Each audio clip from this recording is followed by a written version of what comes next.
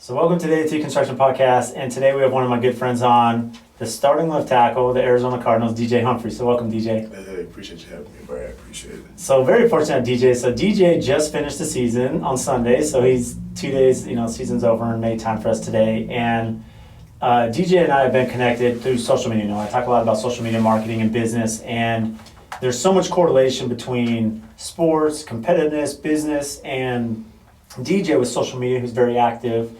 And what I love that we can talk about as well later, the activism side and just the information you put out there, which I really admire, DJ, as you already know. But I wanted to start this off because one thing about football that's interesting is, a lot of players maybe have a different position in high school and then it changes. So for you, did you always have a goal to play offensive lineman, or where did that start? Never was not at one moment. Do people aspire to play offensive lineman? I don't know one kid that's like, man, I'm gonna grow up and be like DJ Humphries when I grow up. Not one kid. I'm like, don't grow up and be like Kyler kid. Yeah. They want to grow up be QB, running back. Odell or D-Hop or somebody. Yeah, you know what I mean? But I never, not at one moment did I think I was going to play O-line. My dad was a receiver. My uncle was a receiver, so that's defensive back. So I was always like, I'm at least going to be a tight end. Yeah. And at least if I get a little chunky, I'll be a tight end. I played D-line most of my life, and I loved it. I was all, it was natural for me. I went to high school, Mallet Creek High School, and I had a coach by the name of Michael Palmieri. Coach Palmieri, I played outside linebacker my freshman year in high school. I wore number 9. I thought it was the coolest thing ever. I was like, I'm going to be all-state outside linebacker. I can't wait. I'm about to be the best pass rusher in the world. So did 9 have any significance? No, it was just a single-digit number, and I was like, at the time, like, he just gave me a single-digit number. I can't believe this. Yeah. Because no one wants that two-digit high number. When you're in high school and you see, like, I'm a big dude with a small number, he's got to be legit. Like, that was my thought process. The number is the first thing I got to check off. I had it. I was like, I'm the man now. It's going to happen. So I played a year. We have something going on with our school. We get some games lost.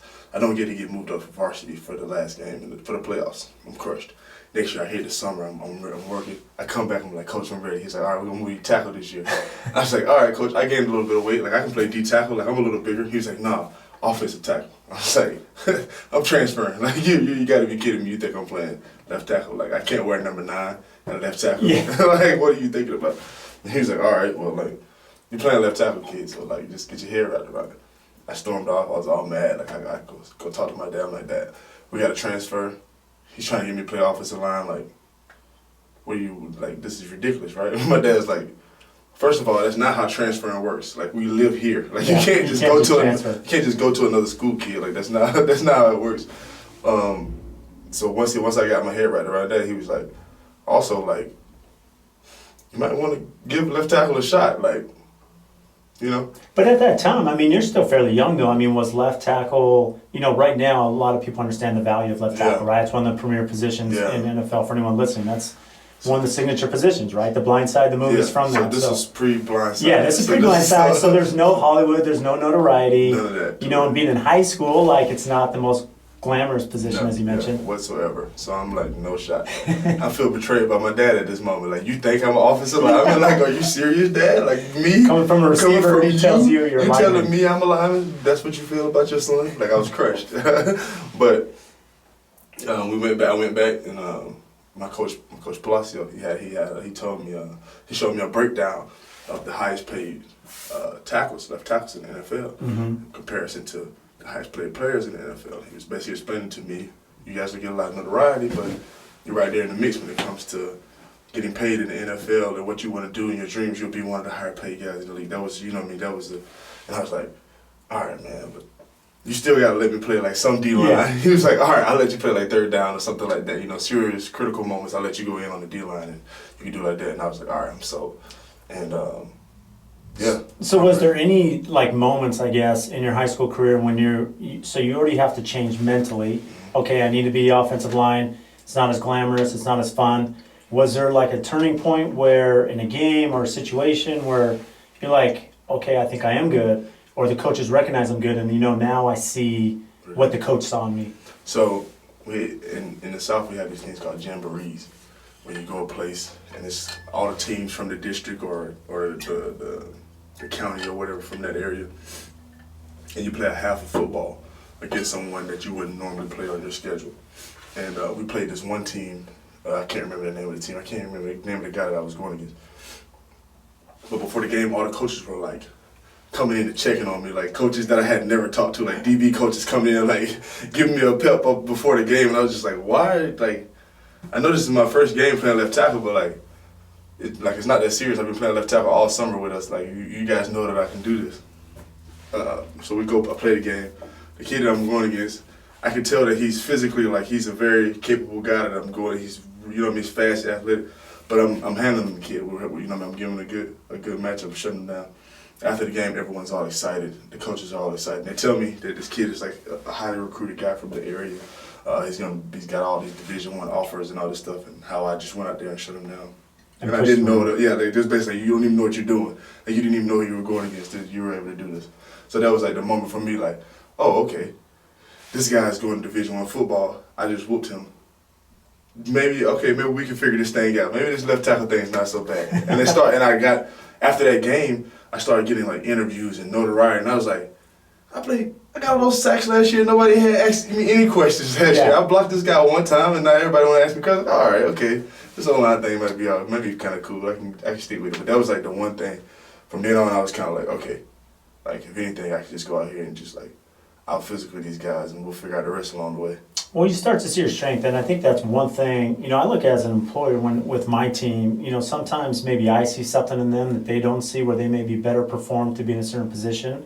And if you help them see that vision and empower them, like you, and you put them in an opportunity to be successful, and then you gain that, excitement and expertise, and you're like, hold on, I'm just taking one of the top pass rushers, shut him down. So yeah, there's some potential here. Yeah. Now it puts me in a position to succeed. 100%. Yeah, I remember my coach telling me, like, listen, kid, you can play outside linebacker, you can go play D3 ball and go work at General Motors when you're done here, or you can play left tackle and go D1 and be a first rounder. And I was like, so how does that impact you? I mean, when you hear a coach say that, I mean, did that make an impact at the moment? I mean, it's easy to fast forward now to see the success you've had, DJ, at the level you're at, but back then, did you see that when he's saying, hey, you could just play this as a hobby and end up working, Best Buy, or you could be in the NFL? Because that was all I was thinking about. My whole thought process when I was in high school was go Division I. Get to the league. Go to the league. Like, that was the only, like, those were the steps. You have to be good in high school, you go D1, you leave as a junior, you go first round. That was like that was all my mind was on. So like, as soon as he said go D1, I was like, all right. I don't want to do this, but I don't want to run sprints either. But I have to do it. Like, that was my thought process over anything that I felt was constructive that I didn't want to do. It was like, I don't want to do this, but I know that if I want to do this, I have to. So I'm just going to suck it up and go. I think what's amazing to me, so I mean, was this your sophomore year or is this freshman year in high school? Towards the end of freshman year? This is the summer. The summer between freshman and sophomore. Yeah, the summer in between, yeah. Because I think what's amazing, so, you want to play linebacker or maybe tight end, defensive line, and yet the coach sees something in you, moves you to offensive line, and you become the number one high school player, number one recruit in the country in high school, number one prep, Anthony Munoz Award, right? Yeah. So, I mean, for him to see that, I mean, not only to see the potential, but, talk about the training behind the scene, the coaching, the technical side, to get to that level where you could play 3 years of high school and never allow a sack, right, to be the number one recruit. Man, it was interesting. I moved to left tackle, like I said, that year, and the guy that I was playing beside was he was a junior at the time. I think he was a junior. Yeah, he was a junior at the time. Devin Flowers. He was my guard, and Devin kind of like showed me the ropes. Like, hey man, you gotta do certain things like this. We do it like this, and because we're working together basically. And Justin had a trainer. I mean, not Justin. I'm thinking about people. Devin had a trainer by the name of Mo Collins, and Mo played in the NFL with the Raiders. I think for about 7 or 8 years, and played at the University of Florida. And he was with the West Charlotte, so it was in the area. Mo was a figure in the area. He was training guys, getting them ready for the next level. And Devin was like, man, just come. On the weekends, I'm getting this training with my trainer. Like, come kick it with me. And at the time, like Devin, me and him had got tight. He was taking me home. He was just driving, so he was dropping me off at home. So I just was like, all right, man, I come and ride with you. He's driving, you don't have your license. We're riding. Like, we're gonna work out. I guess, I don't want to go home anyway, so we'll just go. And me and Devin started going over with Mo, and then me and Mo just started clicking. And then we had this one instance one day I didn't know how to jump rope. And that was like one of the things, that was like one of our warm-ups. And I couldn't hit the jump rope for anything. And well, it's hard when you're 6'5", 6'6", yeah, to jump rope but anyway. Devin is 6'3", 330 at the time, killing the jump. I'm like Rocky Balboa in the jump rope, and I'm pissed because I'm 4 or 5 steps faster than Devin. Like, you know what I mean? He's a guard, I'm a tackle, so I'm supposed to be the athletic one, and he's like jump rope killing it, and I can't even keep it going for like 3. So during this, we're taking on and off breaks. Devin's going, I'm going, Devin's going. While he's going, I'm in the back like trying to figure it out, and like that was like Mo's like. That was like one of our first workout, but that was like Mo's like thing. That was like when he seen me trying to continue to figure the jump rope out, like in between my breaks, he was like, determination. We're gonna like. And ever since then, me and Mo had got really tight. He passed when I was in college, but me and him got super tight, and he pretty much developed me throughout high school, and got me ready for that next level. Well, it's interesting you say that because I think anyone in life at any success level, whether it's business, I look back at some of the mentors I've had in my career, that have mentored me, taught me, shadow leadership, other things. And I think for your case, especially in college, NFL, who are some of the mentors? You mentioned, Mo in college, and then Justin, who you talked about. I know in the NFL, talk about that change, because going from, which I know we're going to skip ahead through some of your story here, but mentorship is a huge part, and especially to get to that second contract, that second level in the NFL, which is really hard to do. Huge. Honestly, I had a lot of help from a guy named Charles Bentley. He owns a gym, I should say, fraternity. Everyone thinks it's a cult. He owns a gym here in Arizona, and it's an O-line specific gym. And I train there every summer, every off season since my rookie off season. And he's been one of the most consistent mentors and physical pieces in, when I say career, outside of my father and my family members. When it comes to my career, he's been one of the most pivotal pieces involved in the next stage, developing from outside of, what's on the field and the guy who's in the meeting room. Like both of those, he's been so pivotal in developing those two guys as who is me. And I could talk all day about that dude, but that he's been like one of the biggest pieces in the transition in the NFL, because there's a lot of stuff that when you're a young player, people forget that you're a young player. Mm-hmm. Because you get drafted first round, you're so much better than everyone else, and we expect you to be. So we forget that you are 21 because your play is not of a 21-year-old. So it takes a little time to develop, and I didn't have anyone to really tell me before I did the wrong things that was the wrong thing. Of course everyone's gonna tell me after I do it that was the wrong thing, but at the time I thought it was a great idea before I did it. Yeah. So he was kind of that guy that kind of helped me, like, hey, you shouldn't, that's not how we do things. We got to do it like this for this to be the end goal. And he was super pivotal in making that transition for me, and that's still to this day. I still go there. So one thing that's interesting, DJ, I think, you mentioned, the relationship, I guess for us, when I think of you speaking about that is, a lot of us will hire someone, you kick them off the pier, and they have to swim, right? Mm-hmm. They have to figure it out. And I think the problem with construction, design, architecture is and in any business, if you don't have systems, people can't be successful. And not to throw the Cardinals under the bus, which I know you're not going to do, but, I would imagine there is some gap there of systems because, coaches change and systems change and playbooks change. So, every season there's constant turnover. And so you really have to have a mentor that's going to carry you and teach you, like, here's how you are successful, here's the work-life balance, here's how you learn the playbook, here's what you need to focus on. Because it's not just brute strength or, when you get to that level, there's a lot of technical side, right, and position and understanding the playbook and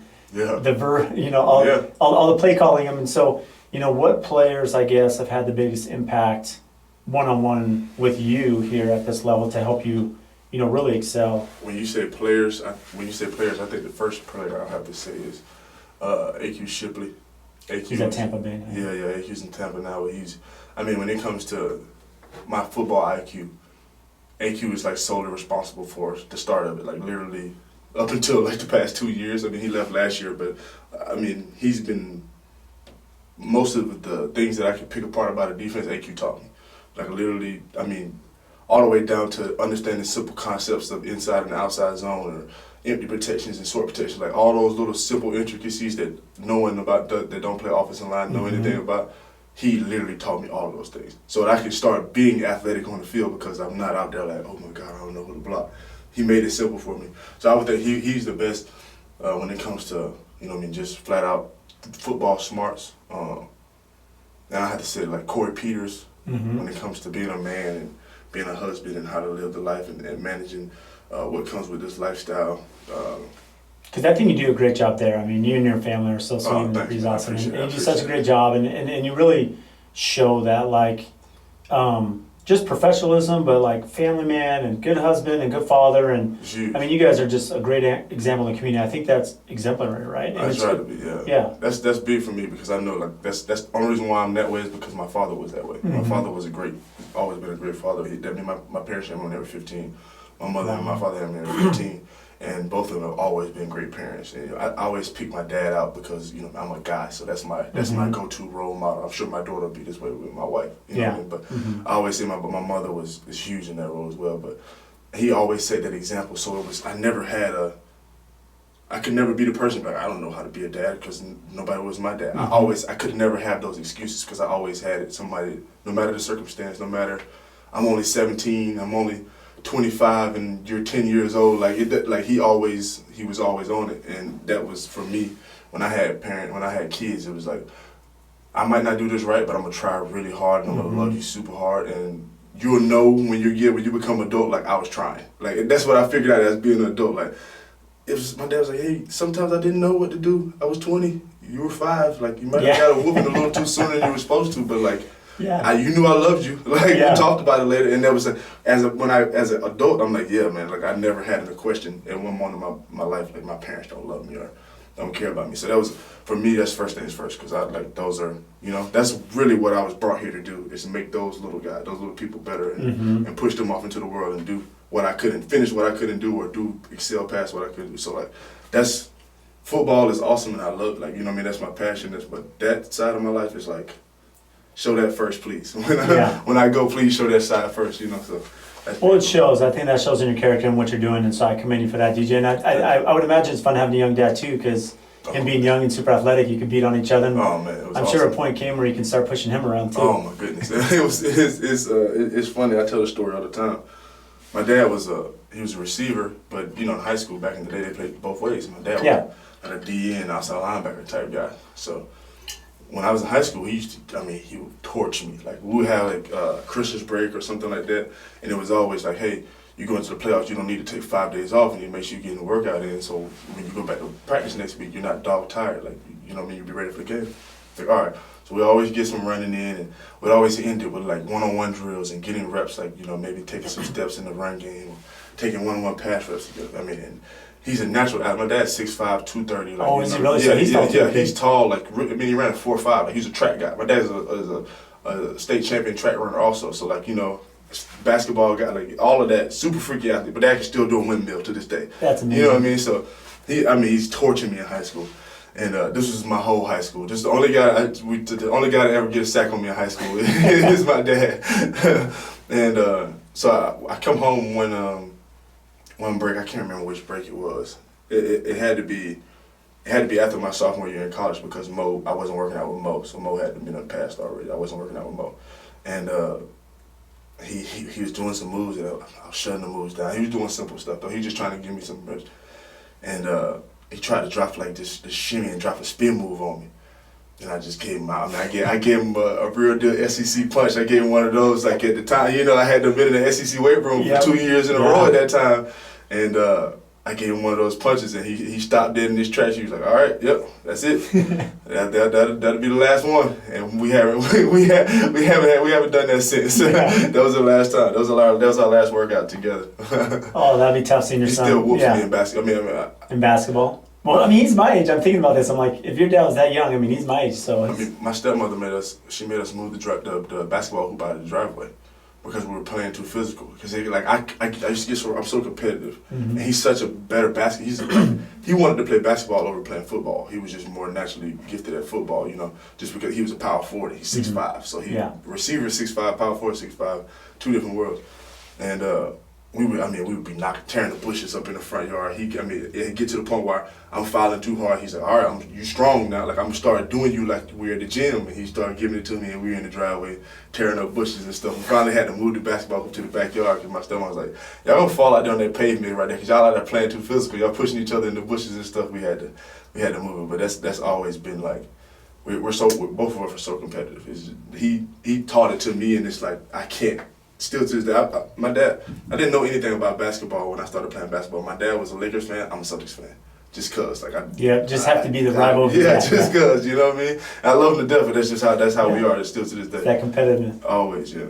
Well, it's funny because, I mean, going back to that, I mean, if your dad was younger now, you see the tight ends now. I mean, with his size, Antonio Gonzalez, basketball players that have really taken our tight end position. I mean, it'd be totally different for him. Man, he missed the era. Man, I'm telling you. My dad would have got drafted in this era right now. It'd be so different. Oh, my goodness. It would be so different. It would be like a Jimmy Graham type. That's Jimmy Graham, that's the type of athlete he was. Tall, big, strong. Yeah, Can't stop him. Really physical for a receiver. But at the time when it was coming, I think they wanted him to gain some weight and try to be like that position. But he's naturally a slim guy, kind of like me, you know what I mean? So for him, I'm sure as hard as it is for me to gain weight, I know it was really hard for him at the time.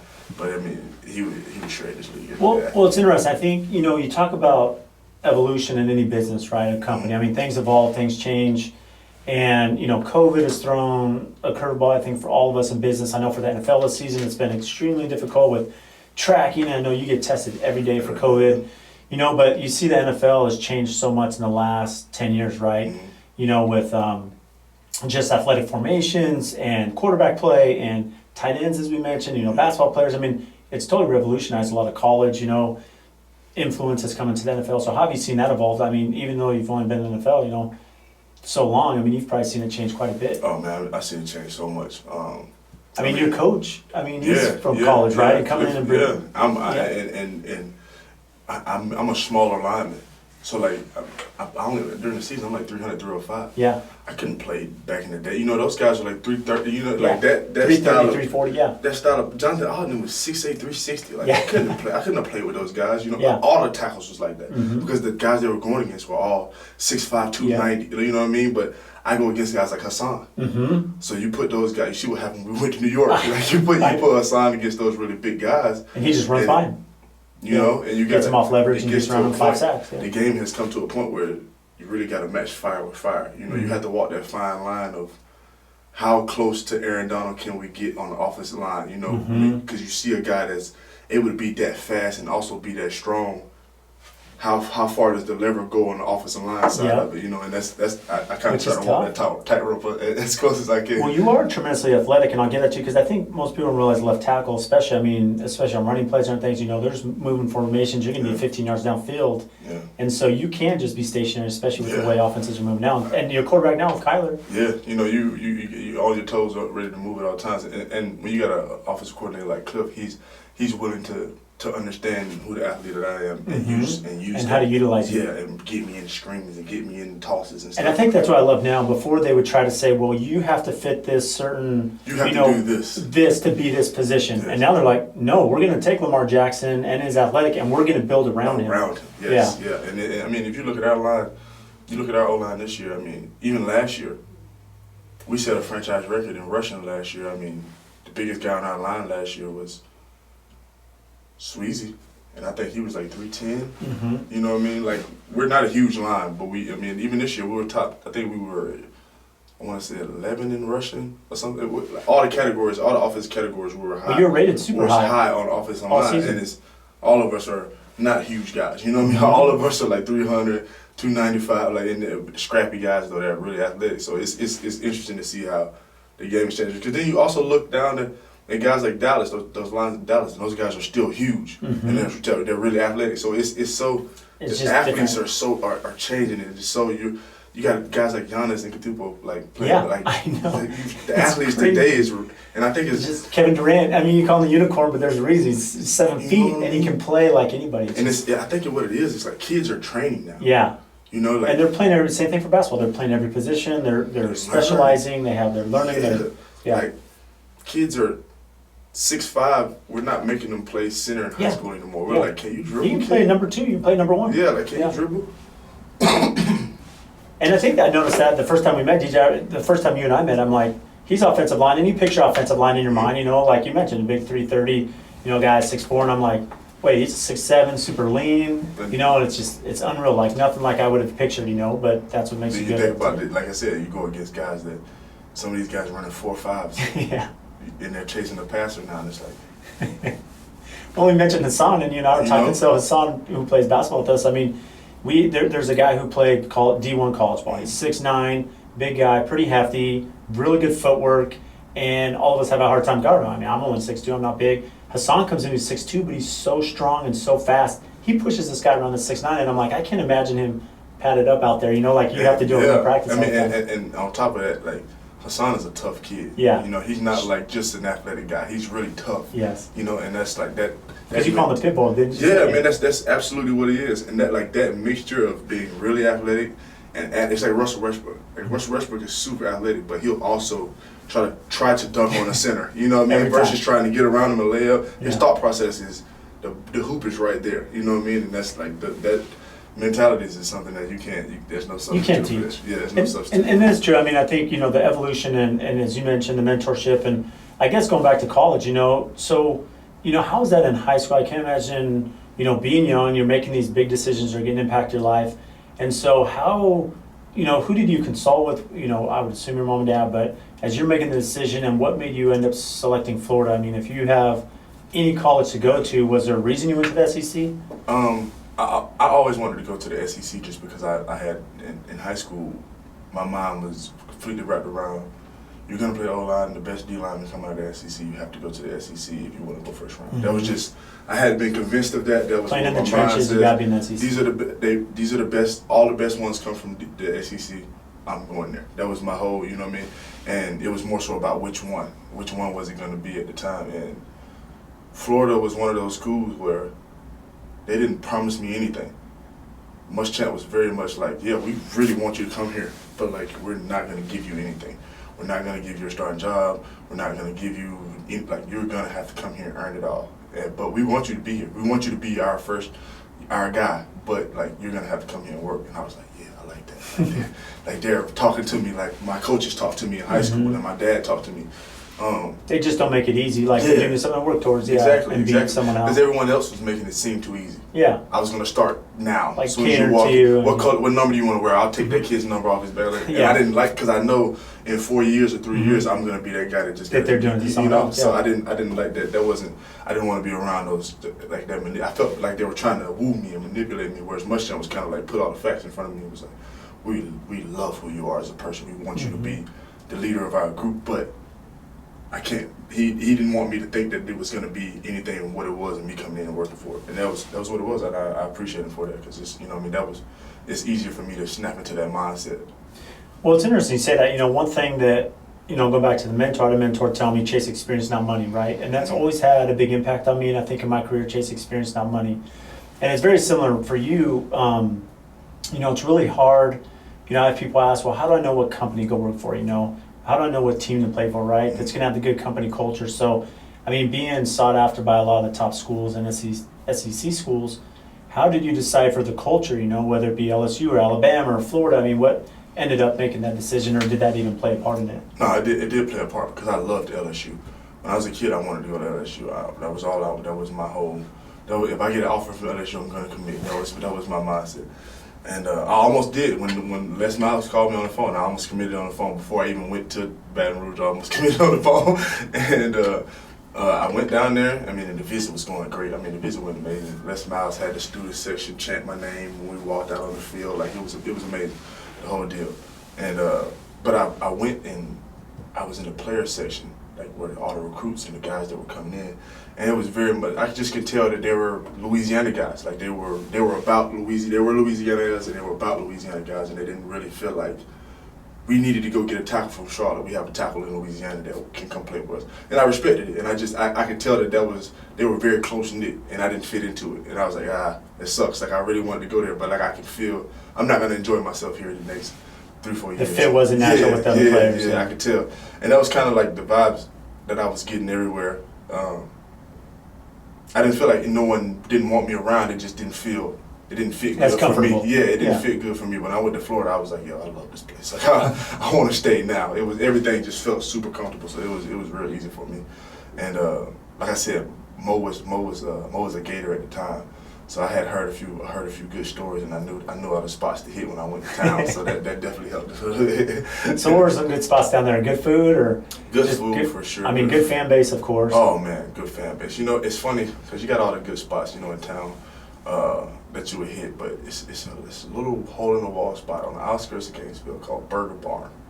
If you're ever in Gainesville, on the outskirts of Gainesville, leading into the city, you hit up the Burger Barn, and it's literally a little barn, and it has a window in the front of it, and on the back side is a drive-through. You can go eat you some burgers, wings, whatever, and it's the little hole in the wall shack. When they run out of stuff, they close, but it's amazing. And we always used to ride out. We used to call it the country. It's literally just like right at the city limit. You ride out there and go to the Burger Barn. That was like our favorite spot. But I mean, I still to this day I love it. I haven't been back in a while. Now that I think about it, but I had nothing but fun in Gainesville. Great decision. Well, I'm sure it's hard. I mean, so how do you even balance? I mean, the college life. You think? I think from my college experience, you know, I didn't play sports, and it was difficult. College was really tough as you get in and you're trying to figure out the academic side.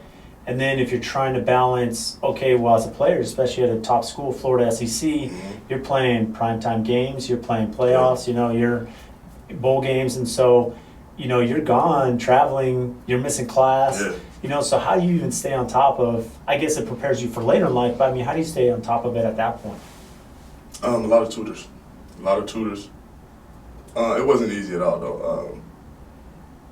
I try to think back to DJ in college. I gave a lot of people a lot of trouble. Yeah. You know, it was hard to get me to class. I won't act like I was a frequent, I was going to be the first person to class, or I was going to sit in the front row. I was not that guy a little bit. But I understood that I had to do certain stuff. Yeah, and the value of it, for sure, yeah. Yeah, you know, and that, luckily I understood that part. Because it was a lot of days that I was like, it's a drag trying to do homework and then you're trying to do film study and you're traveling and maybe on a bus trying to sleep or on a flight. You know? I remember my junior year, I was like, man, I'm gonna be honest, coach, like I really wanna be a good student, but the more homework I do, the worse I play. Yeah. Like, the more I'm focused on ball, like the better I play. Like it's direct correlation here. Yeah. And he's like, listen, kid, like you have to do both. Like this is you ain't got much longer, man. Just lock in for a minute.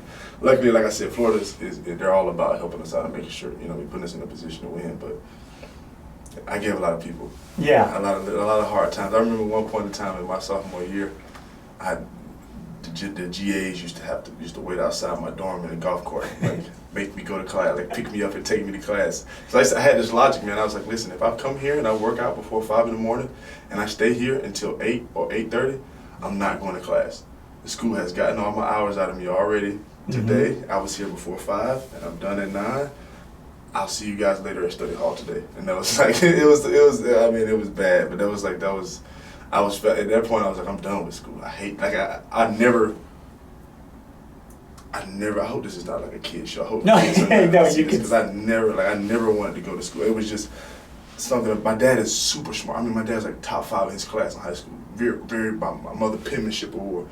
Very bright parents. I feel like I'm pretty smart guy, but I don't like being forced to learn things I don't want to learn. Yeah, well, you have to have the passion behind it. It's funny. I'm asked a lot, like, do I have to go to college, you know, to be in construction or design? I'm like, no, why? I mean, the thing is, even as athletics, I mean, there is a necessity to it, right? The learning part, and we'll get into that, how that correlates with what you're doing in the NFL. But the reality is, I mean, if you're passionate about something, you're going to be successful. And, you know, if I know that someone that really wants to be a designer, I mean, there's a lot of top designers nationally that never went to design school, right? They're just super talented. They have an eye, they have a passion, same as you. And really, that's where you're going to put your energy. And so, I mean, and the tough thing for you being, you know, an athlete, there is a necessity of college athletics because that's the catapult to the NFL, right? That's the system that feeds you to the NFL. Exactly. So what was the biggest transition, I guess, from college to the NFL? Because, you know, in college, as you mentioned, you're going to have tutors and you're going to have people, you know, coaches looking out for you, making sure you're in class.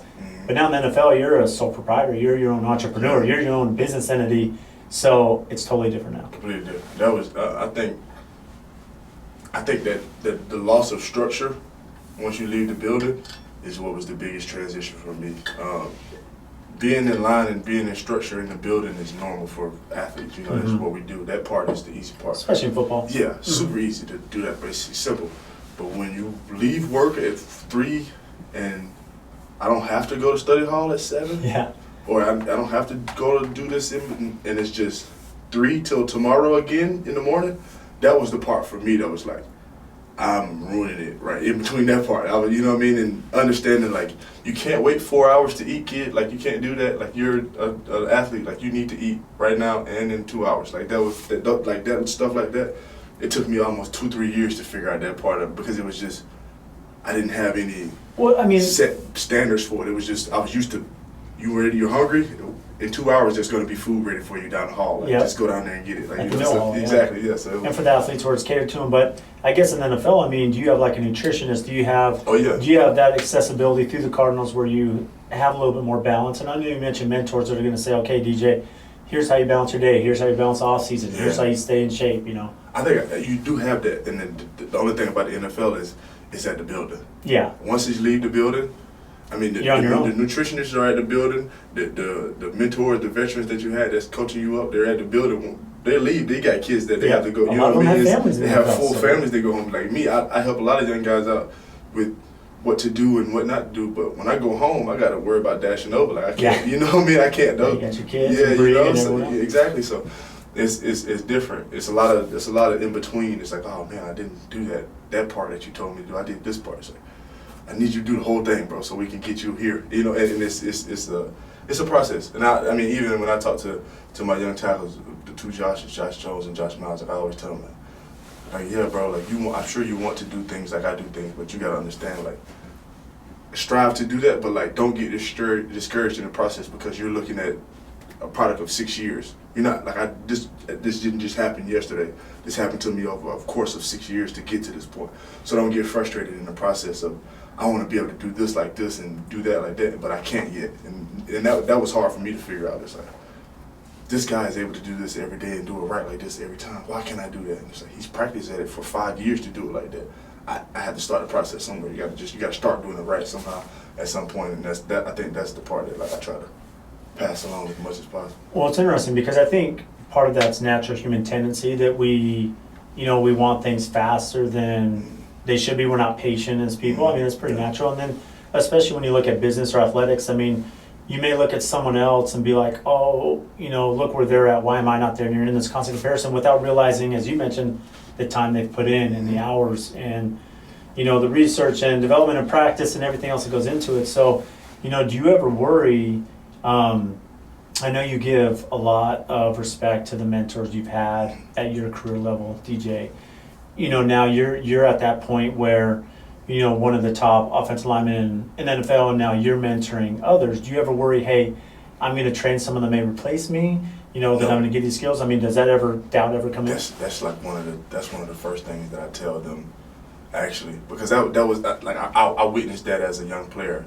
Players not really wanting to give me all the information, share their secrets or whatever, because they were afraid to kind of see how it was going. Yeah, and I didn't ever want that because everything that I know how to do on the field, somebody taught me. And I can't remember who. I want to say it was Schwarzer Rucker. He used to always tell me you're supposed to lead this game better than you found it. And I try to look at it from a whole lens of like, if I know all these tools, I'd be a fool to lead this game without telling players that I played with how to defeat these guys and how to do this, because I'm responsible for it. I'm a part of your veteran count. When you look back on your career, you could be, this player that could replace me could be a Hall of Fame player in X amount of years. And I could be the person that taught him how to become a Hall of Fame player indirectly. You know what I mean? And that's like, when you're looking at it like that and teaching, really helping elevate the whole play of offensive line play across the NFL period. If I can have something directly to do with that, I think about cats like Trent Williams, Tyron Smith. Those guys, they play so well that guys want to emulate how they play. They want to go out and be dominant. I used to look at those guys, Jason P. I used to look at all those guys when I was younger and figuring out how to play O-line. I was like, you can go out here and be cool, whoop guys, and develop a persona and be that guy who you really want to be and do it at offensive line. So if I can be the next wave of that for doing that for somebody, I'm telling you everything I know. I don't care. And I'm confident enough in myself. I know you're not going to beat me up because I'm that. Like, that's how I feel about myself. I'm going to tell you everything I know, and I'm still going to go out here and do it. because that's, like I said, I know what I'm doing. I know I'm going to do that. So that was always been somebody taught me how to do this, I'm going to teach you. Because I would be a fool not to give it to you. See, I love that mentality. It's funny, I had Dr. Brian Harris on, who you know, and he always talked about the mentality of abundance, and he's kind of the same, and I think we all share that same mentality. I do as well, because people will say, Brad, well, you share a lot of like how you do things at AFT and your process, and I'm like, well, you know, I'm not worried about someone stealing because they're not me, and it's the same thing, like for you, DJ, that you can share that mentorship because they're not you, they're not your personality, they're not your skill set, your experience, and so you have these values you can bring, and then you being a mentor and teacher, you're also bettering the industry, you're bettering the product, you're bettering everybody, which is going to elevate even yourself at some point. Yeah, everybody, the whole group, exactly. At some point, it'll be, you know, DJ taught me how to do this. There'll be 10 people saying that, and those 10 people are the 10 faces that are leading the game. Exactly. And if I can be a part of that, even if it's 3 of those faces, if I can be a part of that, that's my stamp I left on the game. I mean, whatever my play did for me, whatever, I left that. I left my fingerprint on the game for real, because people are taking what I said and taking what I did to heed and trying to emulate it, and that's like huge for me. I love watching my young tackles trying to like figure out how to do their set like me, and I'm like, yeah, like you don't have to do it exactly like me, but let me show you what I'm trying to do. Like it's one of the most flattering things that for me as a professional tackle, like that's one of the most flattering things, because I know how many tackles I tried to emulate, and I know all of those guys are going to the Hall of Fame, and they're Hall of Fame, all world players, you know what I mean? So if I can be there for somebody, then that's huge. So being in the NFC West, you know, there's a lot of good defensive linemen. So who's the toughest rusher that you have to block against? I would say Aaron Donald, but he plays inside. Yeah. So does he get a few line reps up on you? He comes out to the outside sometimes. He gives me a few, probably once or twice a game. He'll come out at the end and give me a few reps off the edge. He doesn't want you to feel lonely. No, he come give me some love every now and then. So I would say him on the inside for sure.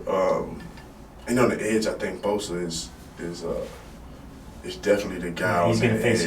That's the. I mean, we're gonna go against each other every when he was healthy, every literally almost 90% of the snaps, me and him were going head to head. So that was like, I can tell that's next 10 years we're gonna be butting heads. So, you know what I mean? We're gonna be like how Joe Staley and Cliff Averill and those guys were back in the day. You know what I mean? You can just know he's one of those players that they're going to build that D-line around. I'm one of the players they're going to build an offensive line around. That's just how it's going to be. So how do you stay healthy? I guess my biggest question at the NFL, I mean, it's car collision every play. You know, it's a lot of impact on your body. So, you know, I remember seeing you after week 1 against the Niners, you know, and that's like playing Bosa, right? You're playing that whole line. So how do you stay healthy where you can be on the field?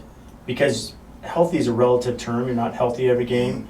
So how, I guess, do you keep, you know, to the best of your ability to be at peak performance? I mean, I definitely go above and beyond trying to make sure I'm seeing my stretch therapists, I'm seeing my body guys, I'm seeing, you know, I'm making sure, you know, I'm seeing everybody. And how many ice baths do you have to do? I usually do maybe 2 or 3 a week. Ooh.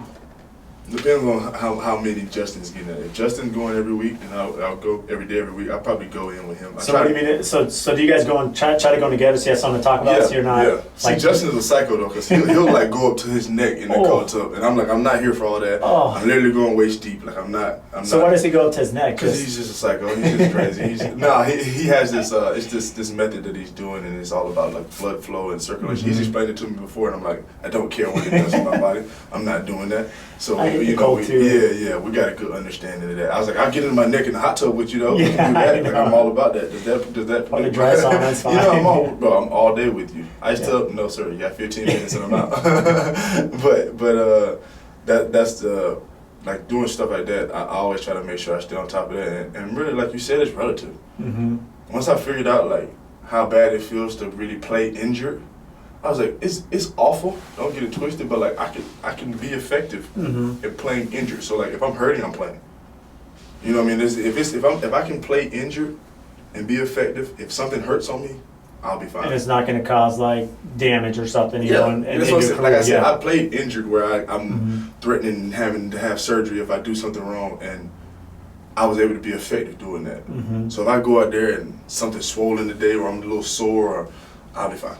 Once this blood starts flowing and we get this adrenaline going, I'll be all right. You know what I mean? That's my hope, like, because it's relative. I know how it feels to be on the sideline and not be playing. Yeah. And that hurts way more than being on the field sore. Like, you know what I mean? So, like, in my mind, if it's attached, I'm playing. Like, if it's not swole right now and it's attached, willing to break out So is there a body part that hurts more? I know a lot of linemen, sometimes your hands, you'll have fingers that get caught in jerseys and stuff and bent and broken, or your chest, big bruises on your chest. I mean, my hands, legs. I got a little basketball finger. My dad's a hooper, man, so I got a little basketball finger. From all the jam fingers. Yeah. So like Torrey Holt, have you ever seen like? Yeah. Torrey was here for a few months doing like an interim coach, and I was like, that's crazy. My fingers are super skinny, but now they're getting chunky. I'm starting to look like an offensive line with my hands now. I had a few knee surgeries early on in my career, and surprisingly, knock on wood, my knees have been holding me. I mean, they're like literally since I've had surgery. I had back-to-back knee surgeries, like really big one year, and the next year I had a scope from kind of favoring, coming back early and kind of favoring. And ever since then, they've been, like I said, knock on wood again.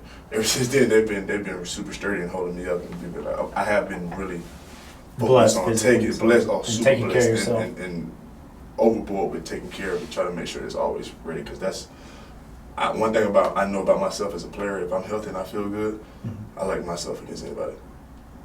I love that. I mean, that's the confidence, right? Yeah. So, going back to the company culture, when you think about a company culture, because there's so much to that. I know a lot of people listening, well, how can I better my company culture? And you've been fortunate, DJ, to play on a lot of teams, and for different coaching staffs at the NFL, in Florida, in high school. What separates, I guess, one team, and you don't have to talk about the current one, but just in your career, the best team you've been a part of, the best coaching staff, like what is the difference maker? I think it's internal competition. I think the team that we had this year, we're a super competitive bunch. We do a lot of drills that we may do a 2-minute drill, and early on in the season we would do the 2-minute drill, and we would kind of like have a set amount of plays that we were going to run. And once the plays are done, no matter where we're at in the drill, we're going to end it. And it made us furious, because we were like, we want to finish the drill, not so much because like we want to do more reps, but like I want to know who won. I want to beat the defense. The defense wants to beat me, And we're in one-on-ones. You beat somebody and he's pissed about it. He wants to get another rep, and you're like, all right, well, I'm gonna whoop you again, like that. Everybody being like that, and I felt that a lot on our team this year. We were it was healthy competition. Everybody pushing each other, and then even like I said, my young guys, Josh Miles and Josh Jones, getting those guys to understand how important it is for you guys to go to practice and practice hard, so Marcus and Hassan will be ready to play. Yeah, and like that bred so much competition throughout the year, and that was something that I saw this year from our group that I was like, I know we can build on this, and that it felt almost infectious to everybody, because it was guys that you could tell wasn't so much their nature, but they didn't want to let their guys down. So I'm gonna go out here and make sure I do everything that I can do to not let my teammates down. Exactly, and like I said, that's the type of stuff you want to breed. I think that's building teams. That's something that I always look for every year. It's like, are guys really wanting to compete? Do I have to tell someone to go hard or do something for me? Or is he really trying to give me a look every day in practice? Is he trying to get better, or is he just trying to collect his check? Yep. You know what I mean? And that's what I look for. Or build his Instagram or something. Exactly. Yeah, and it's funny though you say that. I mean, because I'm a big sports fan, as you know, and all everything I follow and watch, like, especially in the NFL, they always talk about the locker rooms injuries part of it, right, at the end of the season, but the teams that are unified, because in the NFL, you separate offense and defense, and then you have, your offensive line, you guys are a core group, but you're separated from the running backs and the quarterback, but where there's unity between offense and defense, DB and offensive lineman, right, and everyone, that camaraderie, everyone's playing together with the same goal, and that's where, you have so many moving parts, you have to have that, just like any company to be successful. You have to. I mean, and having the comfortability between the two, of being able to talk tough to each one and have those tough conversations with each group. And, make them accountable. Hey, O-line, I need you to hold up here, and hey, I need you to hit this hole here, and I need you to deliver this ball. And being able to be accountable to each other is, I mean, not just sports. If you can, in business, if you can have guys that I don't know how it works, your mason guys tell your drywall guys saying you can't do this, I need it like this, and they know that it breeds I don't want to I don't want to let this guy down, because I need this drywall to be perfect, and he knows it. And that's what in the O-line room, that's all I'm about. Whatever you need me to do, you're making the call, you're the center. Hey, we rolling with you. Whatever you say, that's what we're gonna do. There ain't no in between about it. That's just offensive line. That's a bit of my nature. Yeah. But like that, having that synergy, like you said, everybody being on that flow is huge. It's one of the biggest things, especially O-line play. Well, it's interesting because there was something I heard on a podcast a while ago, and they said, the two things that businesses need, or teams need, or companies need, they need the people to feel that you care about them is number one, and then they need to feel what they're doing is cared for. So, for example, like I look at my team, they take a lot of pride into building someone's dream home or someone's office space. They take a lot of pride in going to work and seeing that finished product. And then if they know I care about them, well, that's going to give them that energy every day to come in and make each other accountable and be that team player, as you mentioned, with the drywallers and the masons and everyone that goes in. And the team's the same way. Like, you guys have a goal that, hey, as a team, collectively, we want to be in the Super Bowl, and then, but we're also making each other accountable. We have the same goal together, and we feel like, and I guess that what I'm always amazed at, I look at now, you have the device of politics, you have the device of media, you have people with all their opinions, and here you're on the football team, you have 50, 60 people. How do you keep a locker room, or how have you kept the offensive line, being the leader offensive line, DJ, unified, where so many people have different experiences and backgrounds and, just views on different things, I think it comes into having an open mind. It's a lot of things that I can put off and be like, hey, you're supposed to know this. I'm pissed that you don't. But like, I love that. It's true. You weren't brought up like I was brought right. up. You know what I mean?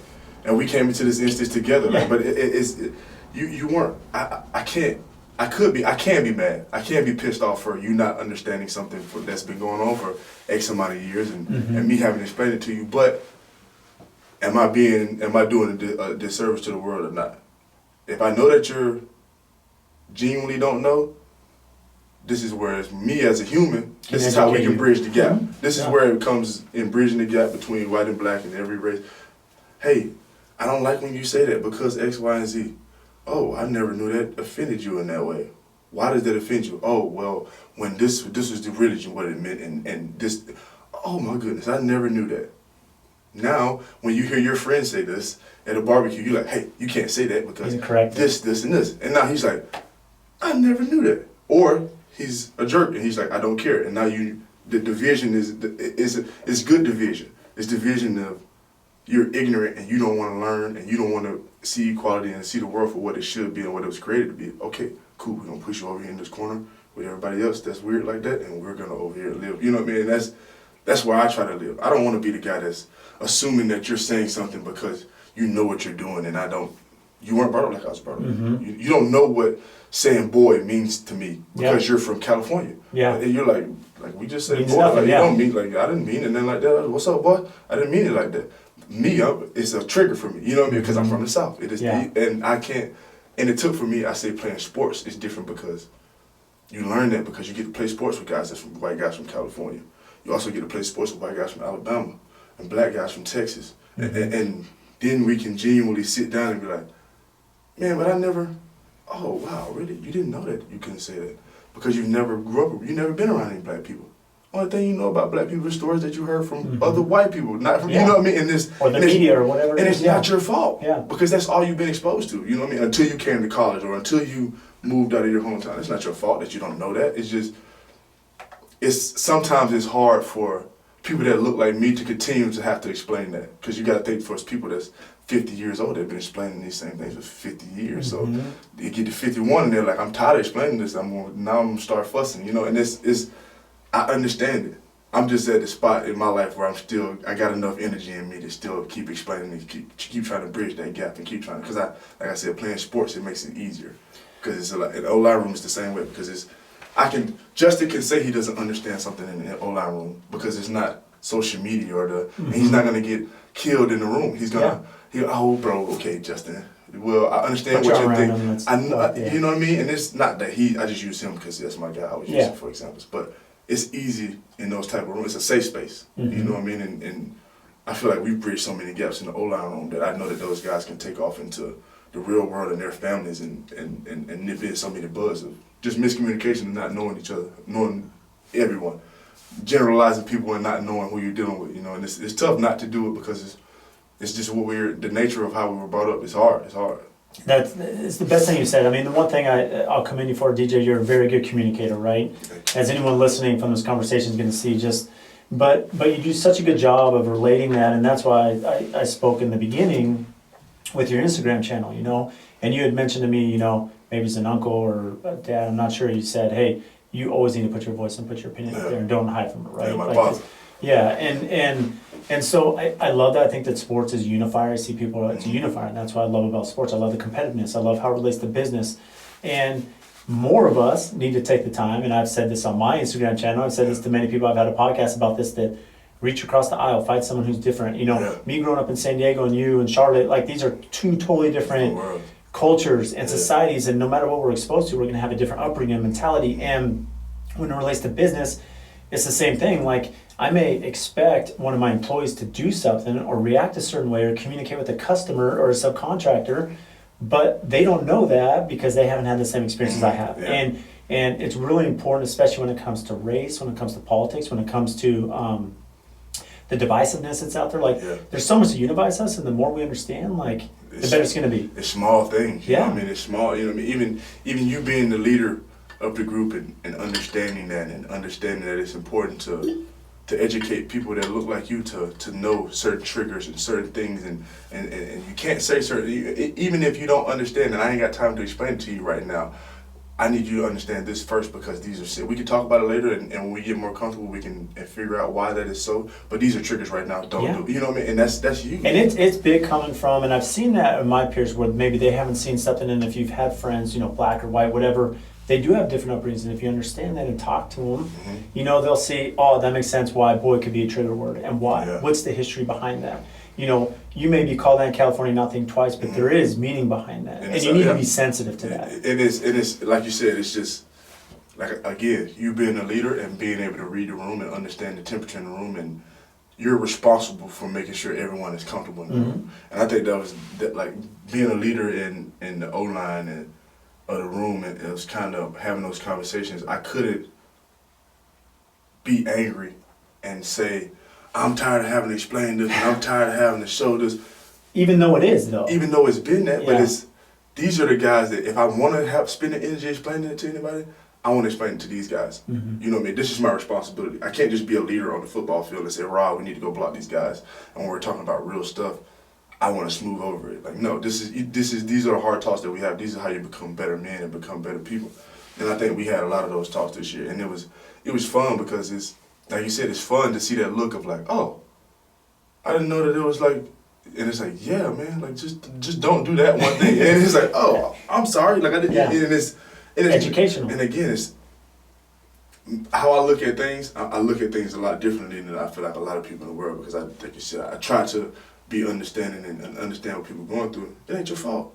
It's not your fault that you were raised in Union, South Carolina, and you only knew this, and this was what you were brought up in.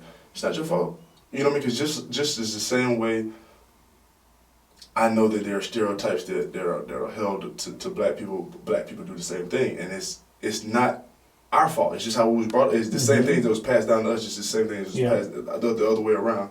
And it's just me knowing that is something that I think I learned just from going to college and leaving my hometown and experiencing different sides of the world, and being blessed to be able to go places and see, like, everyone is different, but we're kind of all we're all genuinely the same, but everyone, we just don't know. I don't know. There's certain things that I remember I talked to my first Asian person in college and having a real conversation, like, you speak English?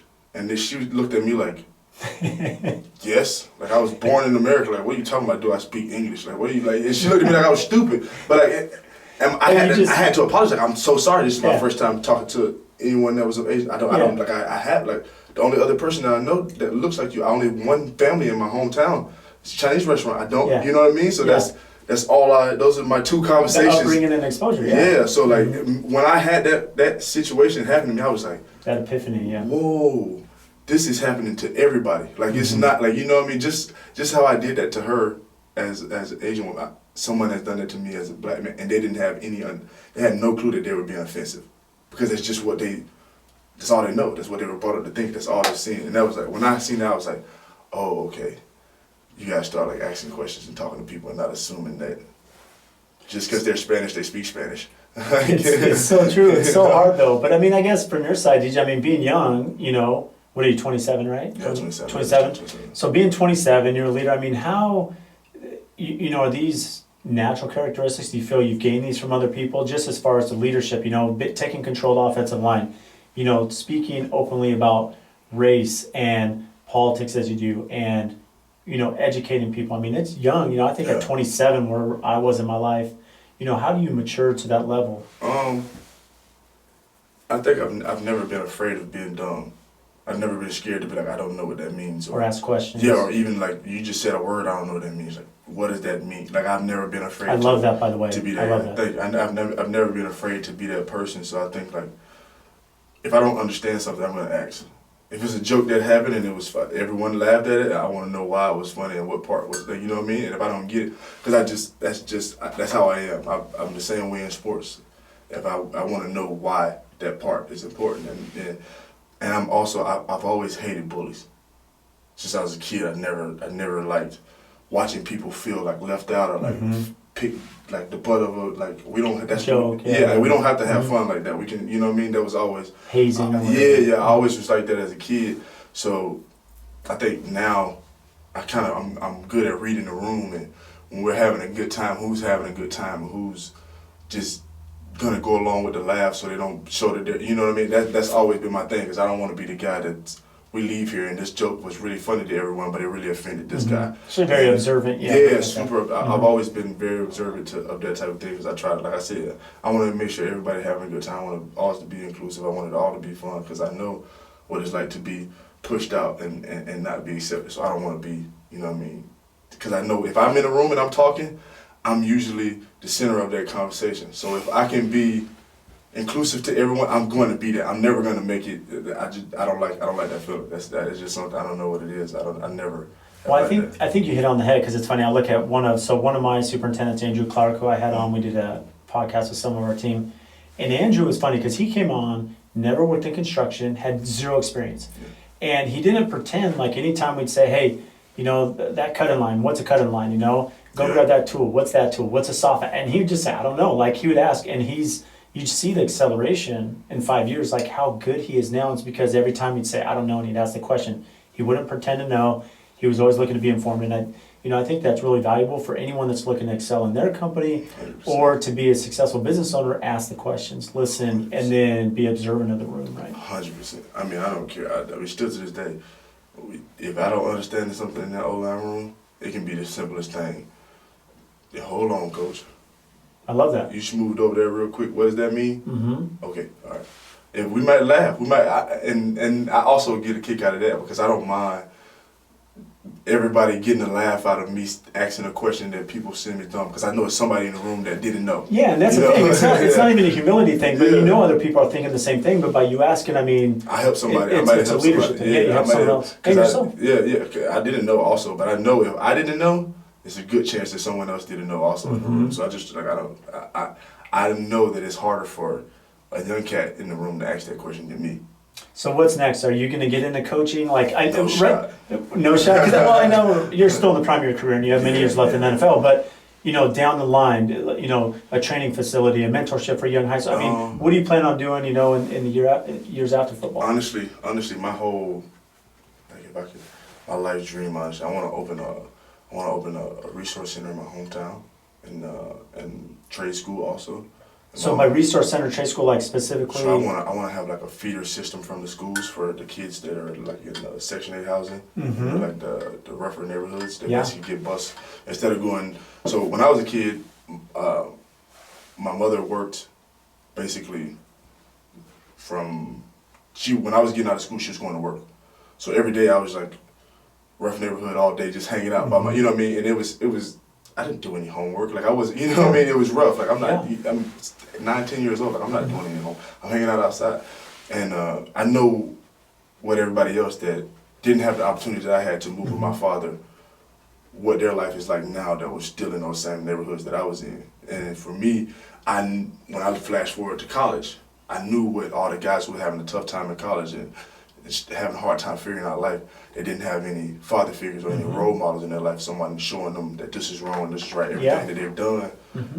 it's been on them and they got them success. So whatever I'm doing right, it's got to be right, you know.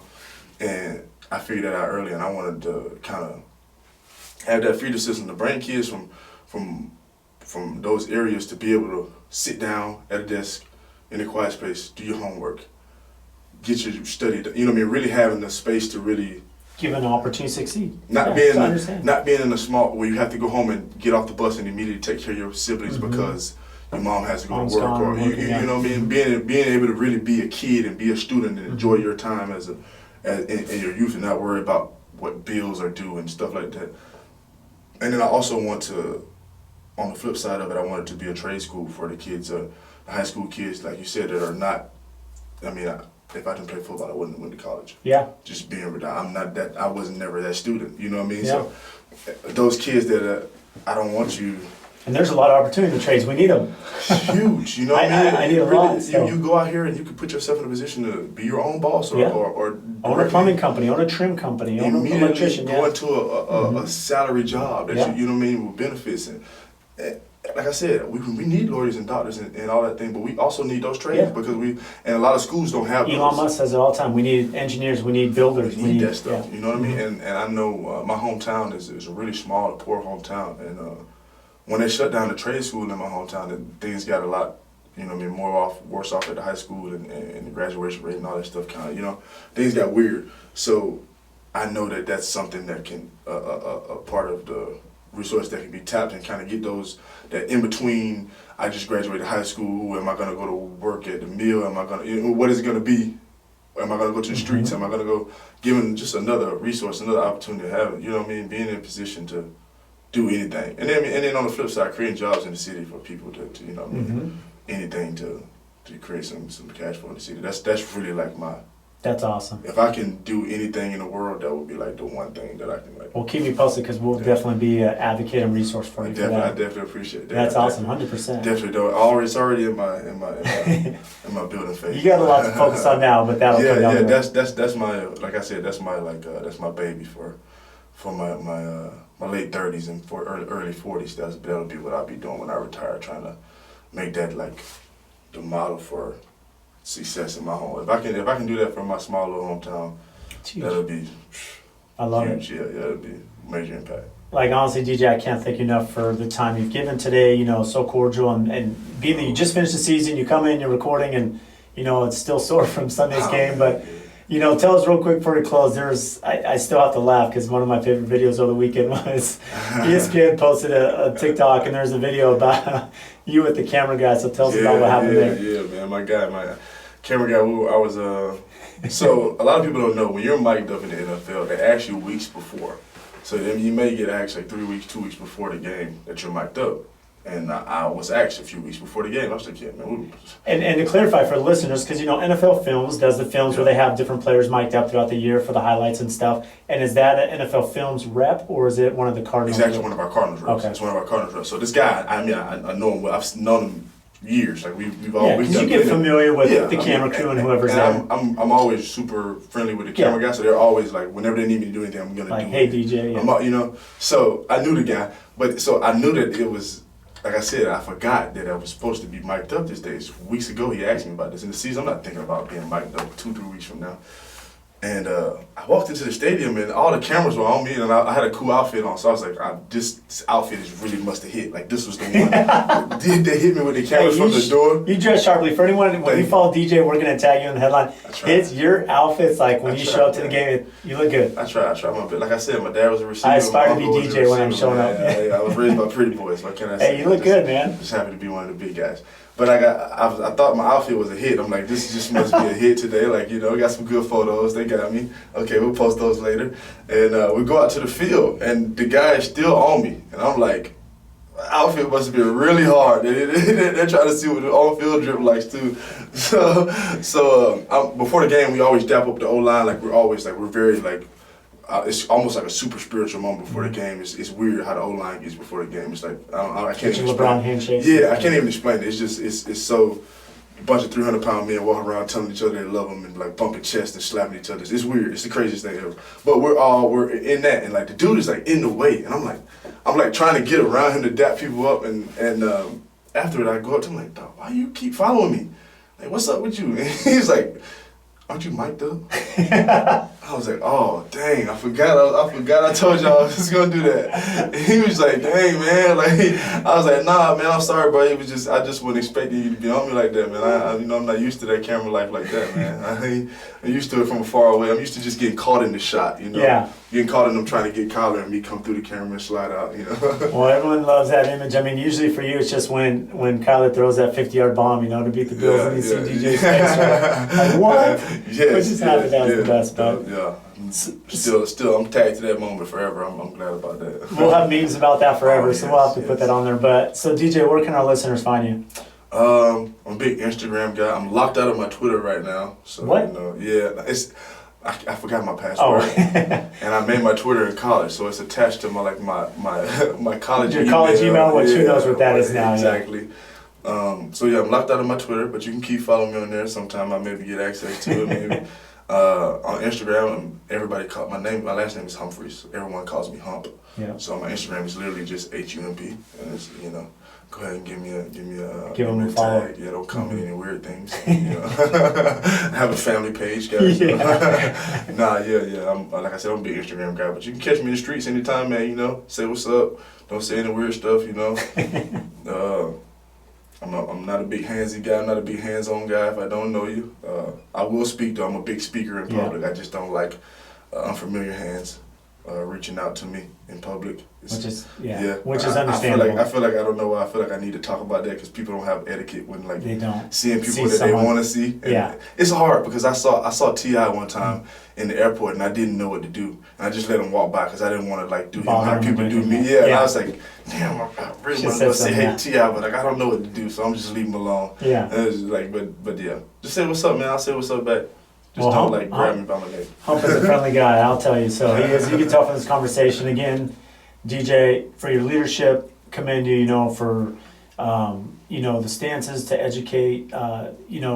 Just your view on business and mentorship and life and athletics, and we're grateful to have you. So thank you for all you do. I appreciate you guys for having me. I appreciate it, Brad. Anytime.